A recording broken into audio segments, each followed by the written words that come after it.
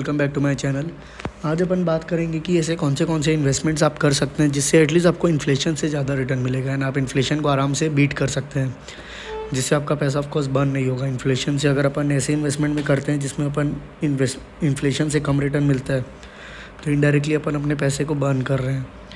तो पहला है ऑफकोर्स इक्विटी में आप एक कंपनी के ओनर बन जाते हैं। यहाँ पे आपको मिनिमम 5 ईयर्स का टाइम होराइजन लेके चलना पड़ेगा, बिकॉज जैसे जैसे इक्विटी में टाइम पीरियड बढ़ता है आपके लॉसेस होने के चांसेस कम हो जाते हैं। इन्फ्लेशन को आराम से बीट कर देता है। यहाँ पे आपको 2 टाइप्स के रिटर्न मिलते हैं। एक तो आपको कैपिटल गेन होगा, जो आपकी वैल्यू अप्रिशिएट होगी वो, एंड अगर स्टॉक डिविडेंड देता है तो आपकी डिविडेंड इनकम भी होगी। हाँ, अगर आप इक्विटी में इन्वेस्ट करते हैं तो आपको उस कंपनी के बारे में रेगुलर रिसर्च करना पड़ेगा। जो भी क्वार्टरली रिजल्ट्स आते हैं, मैनेजमेंट के इंटरव्यू वगैरह आते हैं, कंपनी के फाइनेंशियल को ट्रैक करना पड़ेगा। तो आपको एक रेगुलर रिसर्च की रिक्वायरमेंट रहेगी। यहाँ पे आप रिटर्न एक्सपेक्ट कर सकते हैं लॉन्ग टर्म में 14 to 15%, जो इन्फ्लेशन से ऑलमोस्ट डबल है, डबल से भी ज़्यादा है। तो आप एक इन्फ्लेशन से डबल रिटर्न आप एक्सपेक्ट कर सकते हैं।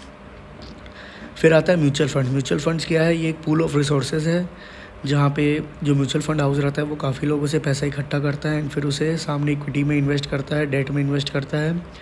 फिर ये प्रोफेशनल लोग मैनेज करते हैं। ये उनके लिए अच्छा है जो इन्वेस्टर्स के पास टाइम नहीं है रिसर्च करने का। उनकी जॉब है या बिज़नेस है, वो उनके पास टाइम नहीं है बिल्कुल भी रिसर्च करने का, बट वो फिर भी हाई रिटर्न्स एंजॉय करना चाहते हैं।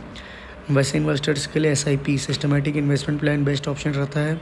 आप अपना काम करते रहिए, जॉब करते रहिए, आप SIP के थ्रू आपके अकाउंट से एवरी मंथ एक फ़िक्स तारीख को पैसा अपने आप डिडक्ट होकर इन्वेस्ट होते रहेगा। आपको कोई टेंशन नहीं लेना है उसमें।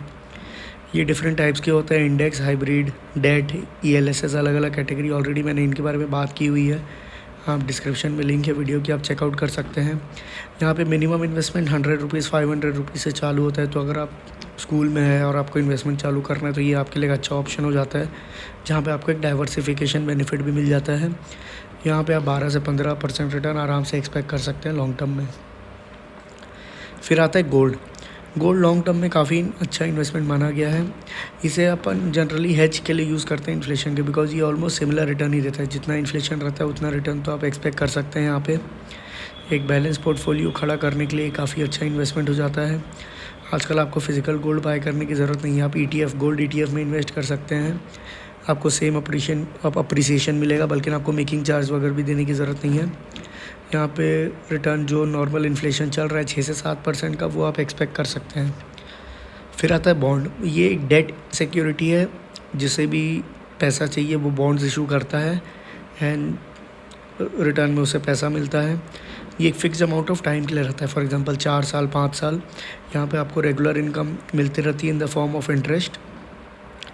और यहाँ पे जो फेस वैल्यू रहती है, जैसे अपन ने 10,000 रुपये इन्वेस्ट किया तो 10,000 पे आपको इंटरेस्ट तो मिलेगा, बट वो 10,000 भी समझ लीजिए हर साल 2,500 रुपये रिपेमेंट हो जाएगा, तो आपका 4 साल में ख़त्म। तो यहाँ पे जो फेस वैल्यू है वो भी आपका रेगुलर इंटरवल में रीपे होते रहेगा। ये सब आपको पहले से पता रहता है।